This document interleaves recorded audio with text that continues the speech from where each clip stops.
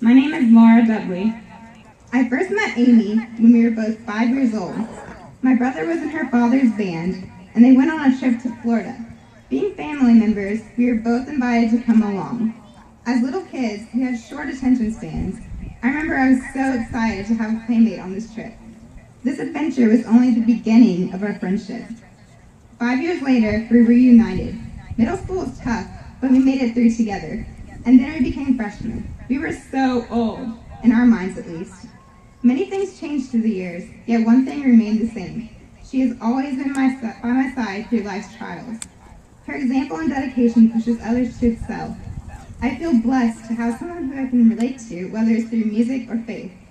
We continue to connect through our bond as Governor's Honors Program alumni. Amy's boundless passion for music, foreign languages, and church activities moves others in ways that I cannot even begin to describe. In the fall, Amy will attend Columbus State University and major in music education, pursuing her lifelong dream. She plans to become a missionary around the world through her musical talents. I have no doubt that through her strong will, she will succeed. This incredibly smart and talented young woman is Whitewater salutatorian. Ladies and gentlemen, class of 2013, please join me in welcoming Miss Amy Nicole Melton.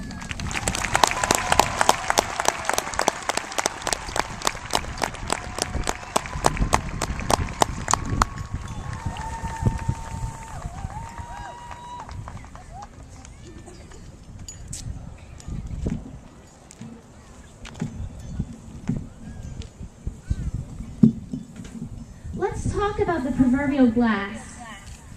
Is it half full or is it half empty? The question has plagued humanity for so many years, and it seems like no matter who I ask, I always get a different answer. If I ask the optimist, he tells me, that glass is half full. But if I ask the pessimist, he says, man, that glass is certainly half empty. The project manager tells me that glass is twice as big as it needs to be. And the cynic says, who drank the other half? The housewife now would not consider the question long enough to even worry about it, but would scoop up the glass, wash it up, dry it to a gleaming shine, and put it right back in the glass cabinet in a jiffy. And my personal favorite, Eeyore says to Winnie the Pooh, well, at least you have a glass.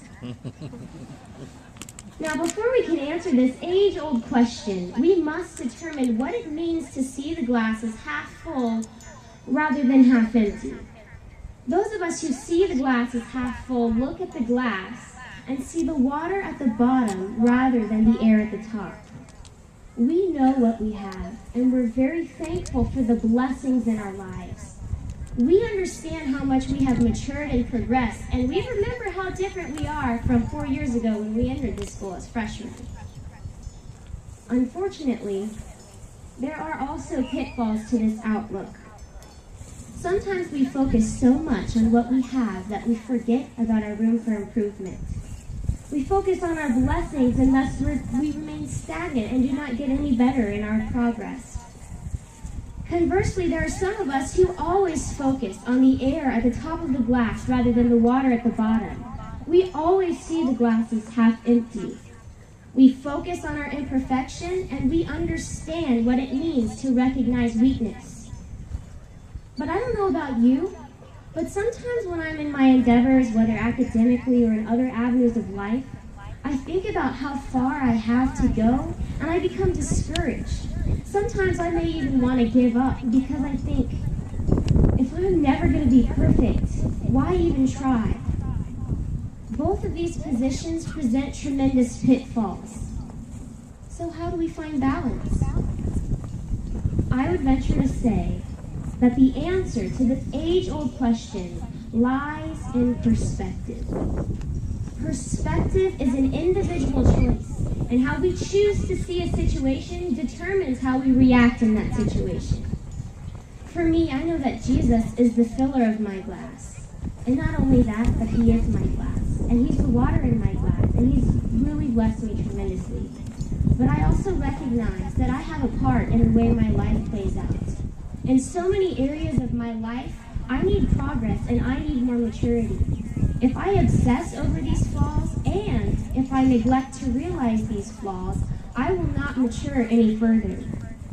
What's so exciting about tonight is that this graduation is a real-life representation of this proverbial glass. A season of our life, of high school, teachers and memories and sports teams and band concerts, has come to a close with this ceremony. But the exciting thing is that a new season is officially beginning. We are all going to different places, whether to the workforce, the military, or to college. But my hope is that as we continue through this summer, that we would examine our lives and realize that our glass, though half empty, is also half full. Thank you.